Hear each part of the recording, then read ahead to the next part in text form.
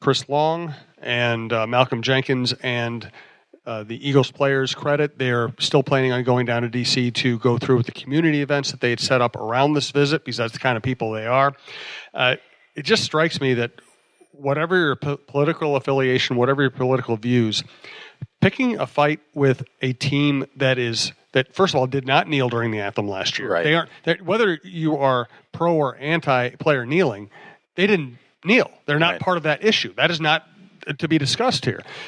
Picking a fight with a team that has been so socially conscious, so civic conscious, not only winners on the field, but also winners in every measurable way, it just strikes me as a very silly thing to do. Yeah, and got the opportunity during Super Bowl week to talk with Chris Long for a while. Too. Yeah. And Malcolm Jenkins. I came away unbelievably impressed with his views on things, his generosity to the community, his commitment to, when he says he's going to donate part or all of his salary, he's doing that.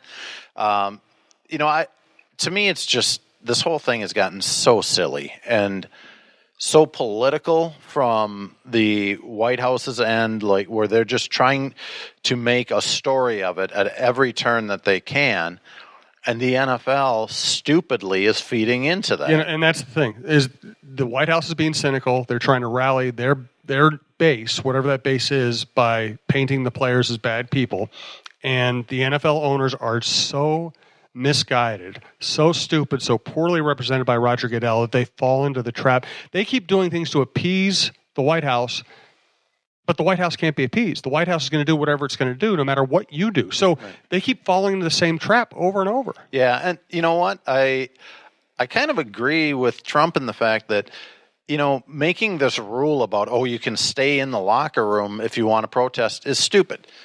I agree with that. To me, it's like, I don't see the harm in a player trying to get his point across, as long as he is willing to talk about it and explain why he did what he did.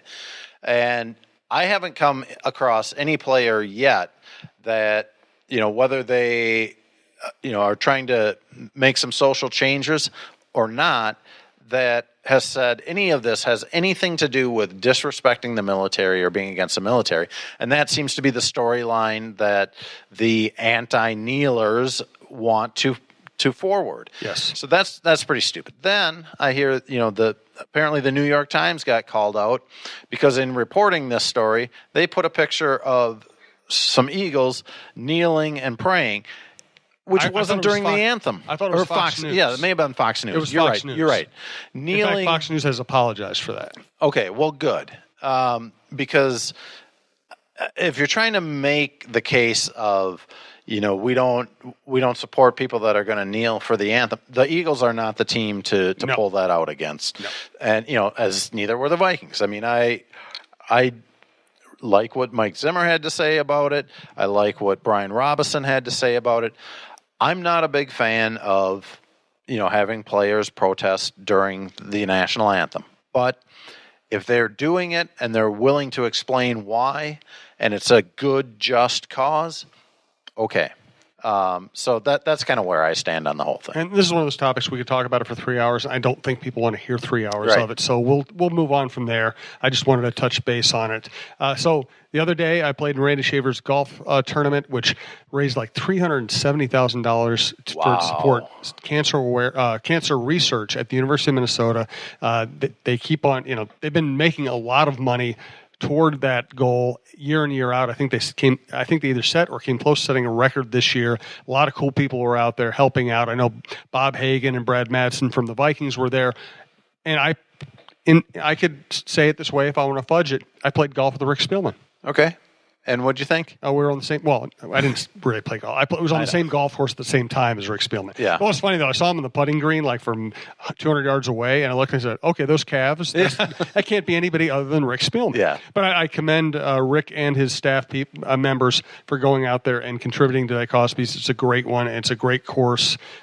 Rush Creek is a fun course to play anyway, yep. And it was just a good day. And here is the man bites dog aspect of the story, Tim. Yeah.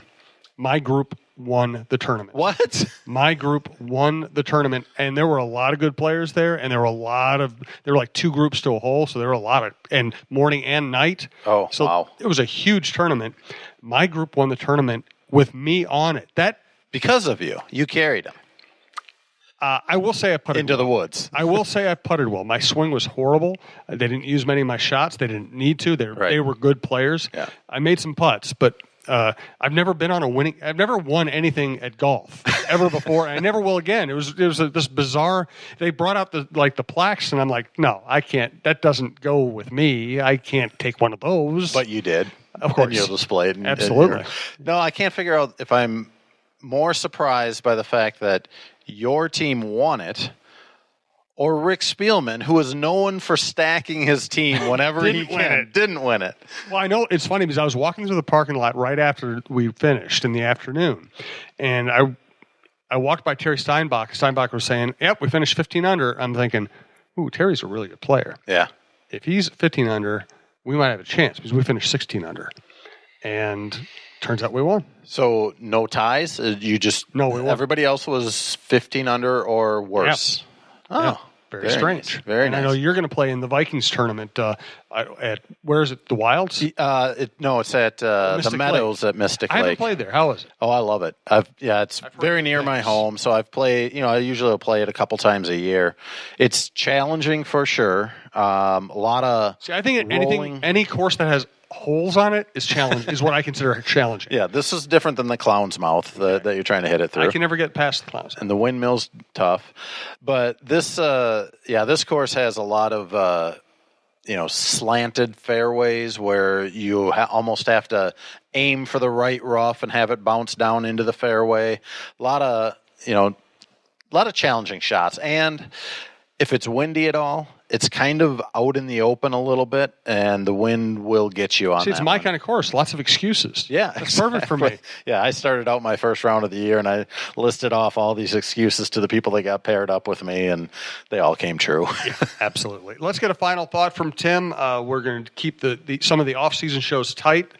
We never give you filler. We tell you what's going on, and we get out and let you get among your day. Also, if this show's short, maybe you can listen to some more shows across the podcast because we have great people, as you know. So final thought from Tim. Thanks again to Twill in the Edina Galleria, Twill on Instagram, twillmn.com to check out their website, which highlights all of the stuff they have. Thanks to Tony Hoaglund, your State Farm agent in Champlin. Again, download if you can, and check out talknorth.com. Tim, final thought. Well, we touched on it a little bit already, but whether it's working right now or not, because I think the defense has made some strides in thwarting what the offense is trying to do. Whether it's working or not, though, I really kind of like some of the concepts and things that I'm seeing out of this offense with all of the pre-snap shifts. Now, one of the important things about that, and when I asked Kyle Rudolph about it today, he mentioned this. Tempo is a big deal to DiFilippo. And to Zimmer as well. He does run some no huddle. Yeah. Or he wants to. Yes. And even when they're huddling, he wants them in and out quickly, get it to the line of scrimmage, and then make your shift. And maybe you can catch the defense off guard, or maybe you just get a tell about the defense and how they're going to defend it. But in order to do that, as Rudolph said, you need to be lined up, ready to go with more than 10 seconds left on the play clock, because once it gets under 10 seconds, that defense is about ready to say, okay, they can't do a lot more. Here's what we're going to do against them. So I'm a big fan of offenses that throw a lot of eye candy at you, try to keep you guessing whether it's real or not, as long as your offensive players don't get confused by it too much either, because it's new to them right now, new coordinator, new quarterback, and all these plays are certainly going to be similar to some of the other stuff they've run in the past, but you add new terminology to it. You can get players thinking too much.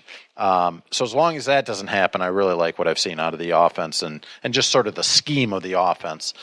I don't think today was their best day as far as looking in rhythm, looking crisp, but conceptually, I like what I see.